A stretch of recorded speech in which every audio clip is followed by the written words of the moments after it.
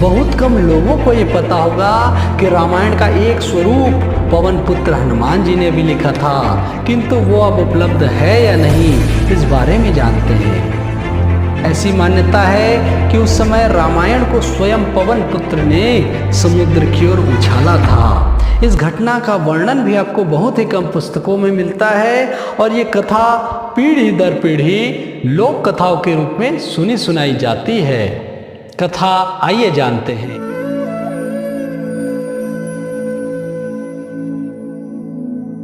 यह समय उस समय है जब श्री राम जी का राज्याभिषेक हुआ था और हनुमान हिमालय पर अपना एकांत वास व्यतीत कर रहे थे। प्रतिदिन राम जी का नाम लेते, जप करते, उनके ध्यान में मगन होते और अंत में अपने भाव से एक पत्थर पर अपने नाखूनों से कुछ लिखते जाते। लिखते लिखते लिखते लिखते उनका नाम लिखते लिखते ऐसी बातें लिखने लग गए जो बहुत ही गूढ़ है। बहुत समय लगा, लेकिन हनुमान जी ने एक निष्ठ होकर के उस कार्य को किया और जैसे ही वो कार्य पूर्ण हुआ, हनुमान जी ने कहा कि मेरी ये जो बात है, मेरी जो ये रचना है जिसको मैंने शिला पे लिखी है, ये सही है या गलत है? इसमें कुछ ऐसी बातें तो नहीं है जिसको कोई पढ़ के दुखी तो नहीं हो जाएगा? क्या वो रामचंद्र जी के प्रति उनका भाव कम तो नहीं हो जाएगा? इस भाव से वह सोचे कि सबसे पहले मैं इसे किसे पढ़ाऊँ। उसी समय इधर महर्षि वाल्मीकि जी जो हैं, उनके मन में भी जो भाव था कि रामायण लिखना है, उन्होंने भी रामायण लिखा और जैसे ही रामायण पूर्ण हुआ वो भी यही बात सोचने लगे। देखिए, प्रभु की यही माया है कि दोनों के मन में वही भाव आया कि इसे किसे पढ़ाया जाए। और महर्षि वाल्मीकि जी अपने स्थान से उठकर चलने लगे और ढूंढने लगे प्रभु श्री राम जी के भक्त को। उनको लगा कि जो हनुमान जी राम जी के साथ सदा ही लगे हुए हैं, सदा ही सेवा में लगे हैं, उनसे अच्छा कोई इस पुस्तक को पढ़ करके बता कौन सकता है कि इसमें क्या कमियां हैं, क्या अच्छाइयाँ हैं। अब वो ढूंढते ढूंढते ढूंढते हिमालय की ओर जैसे ही पहुँचे तो देखे हनुमान जी पत्थर की शिला में कुछ लिखने के बाद प्रणाम कर रहे हैं। जैसे ही वो कार्य पूर्ण हुआ, उसी समय महर्षि वाल्मीकि वहाँ पहुँचे और उन्होंने कहा कि हे हनुमान जी, एक कृपा करिए, आप कृपया मेरे इस जो भेंट है अर्थात इस ग्रंथ को पढ़ करके देखिए कि इसमें क्या है। हनुमान जी ने पूछा कि इसमें क्या है। वाल्मीकि जी ने बताया कि इसमें आपके प्रभु श्री रामचंद्र जी की कथा है।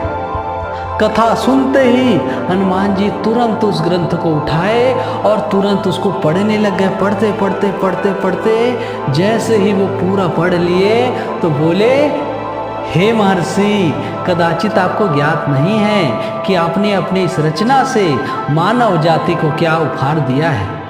आपने रामायण की रचना कर मुझे अपना ऋणी बना लिया है। इसलिए मैं आपको वचन देता हूँ कि पृथ्वी पर जब कभी भी सच्चे मन से रामायण का जहाँ भी पाठ किया जाएगा, मैं वहाँ अवश्य उपस्थित रहूँगा। महर्षि वाल्मीकि ने हनुमान जी को धन्यवाद कहा और तभी उनकी नज़र पड़ी उस शिला पर। शिला को देखते ही वाल्मीकि जी उसको पढ़ने लग गए। उनकी जिज्ञासा बढ़ने लग गई कि इस शिला में लिखा क्या है। उन्होंने भी पढ़ा और पढ़ते पढ़ते गूढ़ बातों को पढ़ा तो उनकी आंखों से अश्रुधारा बहने लग गई।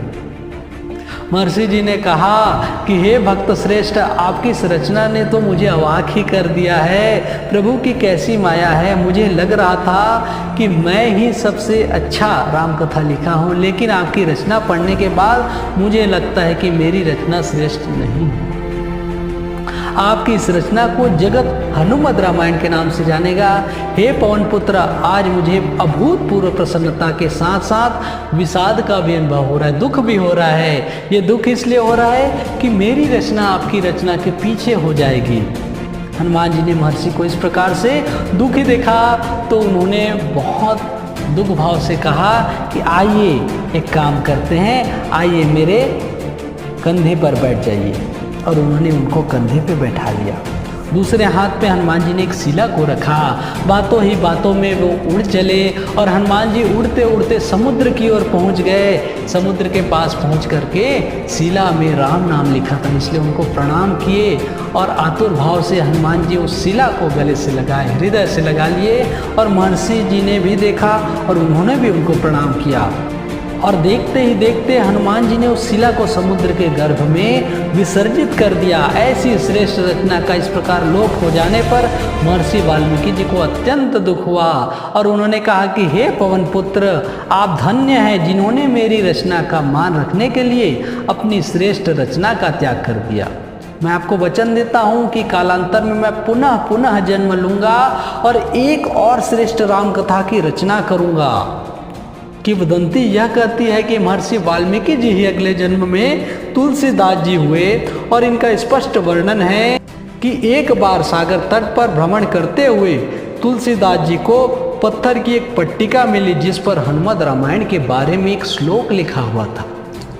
उसे देखते ही उन्हें अपने पिछले जन्म का भान हुआ और उन्होंने अपने आप को धन्य माना और उन्हें कम से कम हनुमद रामायण का एक श्लोक तो प्राप्त हुआ। इसको पवन कुमार ने रचा और शिलाओं पर लिखा था, परंतु वाल्मीकि ने जब अपनी रामायण रची तो तब यह समझकर कि यह रामायण कौन पढ़ेगा, श्री हनुमान जी से प्रार्थना करके उनकी आज्ञा से इस महानाटक को समुद्र में स्थापित करा दिया।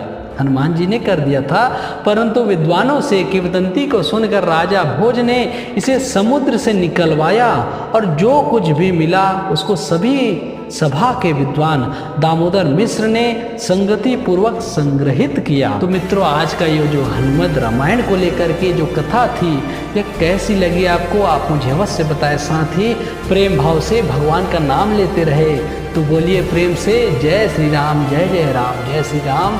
आप सभी को मेरा सादर नमस्कार। राम राम, जय जय श्री राम, जय जय श्री राम।